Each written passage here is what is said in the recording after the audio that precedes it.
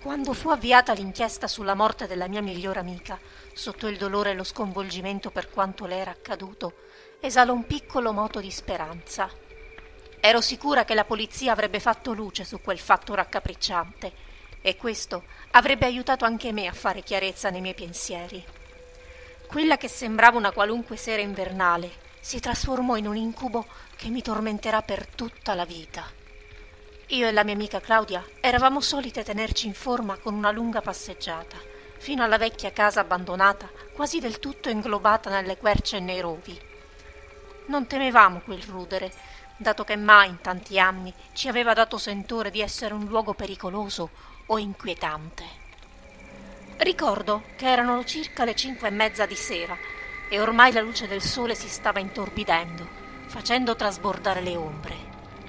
Entro breve le prime stelle avrebbero iniziato a punteggiare il cielo sopra i saliscendi delle colline purpuree. Io e Claudia stavamo per tornare indietro quando un suono era emerso oltre i muri di pietra, intrappolati fra l'edera che sorgevano poco distante. Era un suono inequivocabile, chiaro e nitido, nel silenzio della boscaglia. Il pianto di un bambino. Ci scambiammo un'occhiata incredula mentre i singhiozzi si facevano più forti, più disperati. Claudia si diresse subito verso il rudere, mossa dal suo istinto materno, e io la guardai attraversare i cespugli spinosi che cingevano la casa. I lamenti di quel bambino mi davano la pelle d'oca e avrei voluto dire a Claudia di lasciar perdere, che c'era qualcosa di sbagliato in tutto ciò. Ma poi pensai, e se ci fosse un bambino per davvero in quella casa? Ciò mi indusse a seguire la mia amica, che aveva trovato il vano di una porta che immetteva nel rudere. La vidi scomparire nell'ombra e la brutta sensazione tornò ad assalirmi. Titubante, varcai anch'io la soglia. Dentro la casa disabitata stagnava un fetore marcio e pesante che mi fece storcere il naso. Il buio era piuttosto fitto, appena stemperato dal blando lucore della sera che filtrava attraverso poche finestrelle, avvolte di ragnatele e viticci d'edera. Individuai appena la sagoma di Claudia, che parlando al bambino con tono rassicurante si inoltrava lungo un corridoio. Il pianto del ragazzino non si fermava, era un suono monotono che si deformava in orribili eco. Sembrava provenire dal fondo del corridoio nel quale Claudia stava procedendo, dove il buio era tanto fitto che non si scorgeva quasi nulla, eccetto per una sorta di piccolo fagotto che fremeva sul pavimento. Per un attimo mi dissi allora che c'era davvero un ragazzino sperduto in quel rudere, ma un attimo dopo successe qualcosa. La sagoma rannicchiata in fondo al corridoio si alzò, si srotolò verso l'alto per 1 metro e poi ancora, fino a quasi a toccare il soffitto. E mentre ciò accadeva, i lamentosi singhiozzi del ragazzino si trasformavano in un verso stridente, acuto e sincopato, come una risata agghiacciante. 2 occhi rossi e luminosi si accesero nel buio. Poi il rudere si riempì di quegli orribili versi stridenti e delle urla di Claudia, insieme al rumore di una lotta furiosa. Il terrore fu tale che schizzai subito fuori dalla porta, con quei suoni atroci che mi rincorrevano. Ormai è passato quasi 1 mese e ancora non si sa cosa abbia fatto scempio della mia amica, della quale furono trovate soltanto le gambe. La polizia stessa è sconcertata e confusa. Alcuni dicono che sia stato un maniaco, altri affermano che sia stato un animale. Io rivedo nei miei incubi quei piccoli occhi rossi che come braci di sigaretta si accendono nelle tenebre e risento il pianto del bambino crescere di volume fino a diventare un verso inumano, mostruoso. E nel mio cuore sono sicura che quella cosa non era né un uomo né un animale.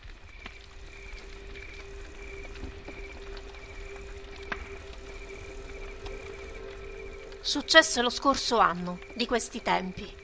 Non ricordo esattamente che ore fossero, ma molto tardi. La strada era offuscata da banchi di nebbia che si sfilacciavano nella luce dei fari come molli spettri. Muovevo il volante con una sola mano, mentre con l'altra reggevo il cellulare, intenta a spedire e leggere messaggi. Fu a causa di questa mia guida distratta che non notai quell'uomo, se non quando fu ormai troppo tardi. Non ebbi neppure il tempo di frenare. Il muso dell'auto lo centrò in pieno con un boato spaventoso. L'urto lo fece piegare bruscamente e il suo torace si abbatté con forza inaudita sul cofano. Le sue mani, come inerti ali d'uccello, sbatacchiarono contro il parabrezza. L'auto sussultò 2 volte mentre le ruote gli passavano sopra. Dopodiché riuscii a fermarmi, sconvolta al di là di ogni parola. Confusa e terrorizzata, mi gettai fuori dall'abitacolo e corsi nel buio verso di lui, riverso sull'asfalto. L'unica fonte di luce era quella proiettata dai fanali posteriori, in gran parte assorbita dai veli di nebbia che intasavano l'aria. Mi chinai su quel corpo inerme, accorgendomi con sconcerto che non si trattava di un corpo, ma solo di un vecchio, lungo giaccone abbandonato sulla riga di mezzeria. Mi ritrassi con il cuore in gola, sconcertata e incredula. Possibile che mi fossi suggestionata fino al punto di scambiare un vecchio giaccone per una persona? Ripensai però al colpo tremendo che avevo udito, le mani che avevo visto sbatacchiare oltre il parabrezza, i sussulti dell'auto mentre passava sopra un corpo. Tornai all'auto, misi in moto e ripartii. Ancora oggi non riesco a dare un senso a quello che accadde quella notte.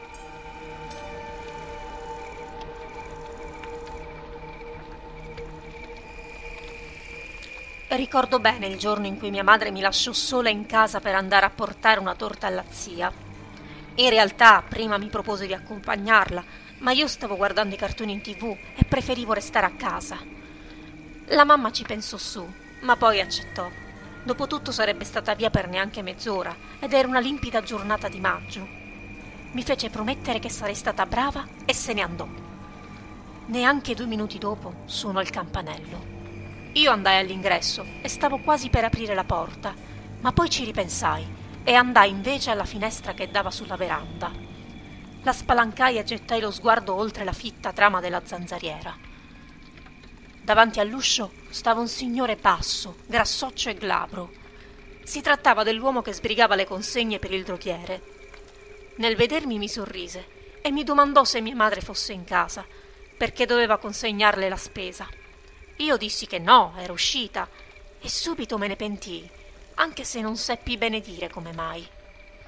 Fra l'altro, la mamma non aveva mai chiesto che le venisse portata a casa la spesa.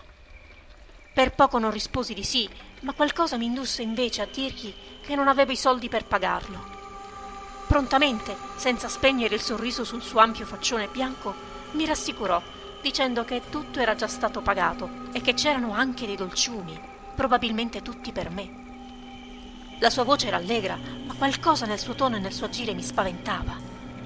Il suo sorriso era troppo largo, come quello di una marionetta, e goccioloni di sudore gli rigavano le guance, mentre le sue mani gonfie si contraevano attorno alla busta della spesa. Teneva i suoi piccoli occhi color azzurro slavato fissi su di me, ma ogni tanto li faceva velocemente guizzare lungo la strada assolata ma deserta.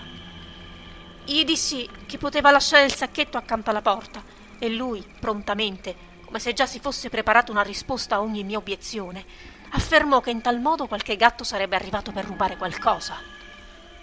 Ora avvertivo qualcosa sotto il suo tono cordiale, un'irritazione nascosta per la mia testardaggine. Ciò mi indusse a essere ancor più decisa a non farlo entrare.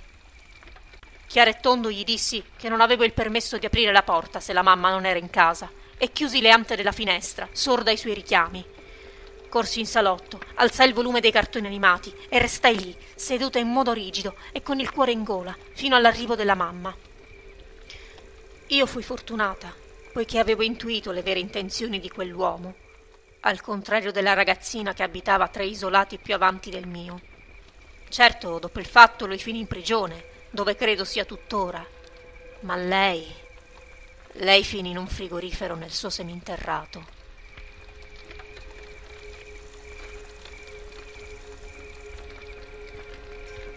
Sono certa che mi prenderebbero per matta se raccontassi in giro quel che mi accadde 3 anni fa. Era primavera ed ero intenta a piantare in giardino bulbi di gladiolo, quando rinvenni una chiave sepolta sottoterra. La sollevai e mi sorpresi a constatare che era uguale in tutto e per tutto a quella che apriva la porta della dispensa della cucina, solo molto più vecchia. Senza pensarci, la feci scivolare nella tasca e ripresi il mio lavoro, dimenticandomene praticamente all'istante. Verso sera ero intenta a preparare la cena, felice di essermi data una mossa a piantare i bulbi, dato che si era scatenato un improvviso temporale che ora riversava il suo spietato carico di pioggia sui tetti delle case, allagando la strada e oscurando a tal punto il cielo da attivare i lampioni almeno mezz'ora prima del consueto.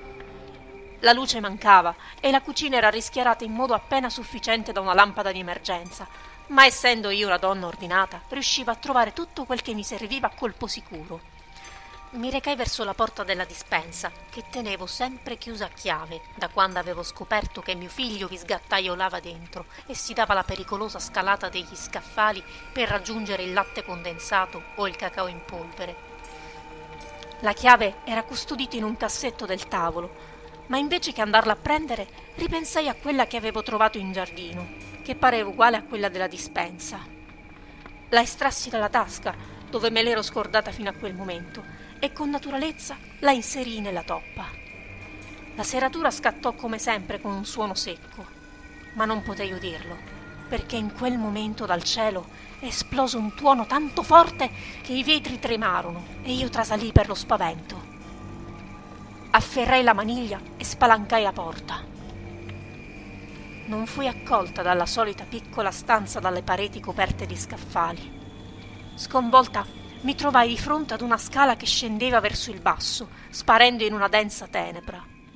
Lo shock fu tale che restai lì a fissare quel luogo sconosciuto, immobile, non sapendo a cosa credere. Poi nel buio si accesero due occhi gialli e luminosi. Un sibilo feroce si levò dal buio, crescendo di intensità, evolvendosi in un ringhiare acuto che mi fece gelare il sangue e rese le mie gambe molli. La cosa in fondo alle scale scattò di colpo, risalendo velocemente verso di me, rumoreggiando sugli scalini di legno, facendo emergere dal buio la sua forma mostruosa. Urlai e chiusi la porta un secondo prima che quella cosa vi si schiantasse sopra. Per poco non venni sbattuta sul pavimento. Tornai a spingere con tutte le mie forze e dalla parte opposta la creatura faceva altrettanto, ringhiando ed emettendo suoni orrendi e gutturali, simili a parole, ma assolutamente non umani.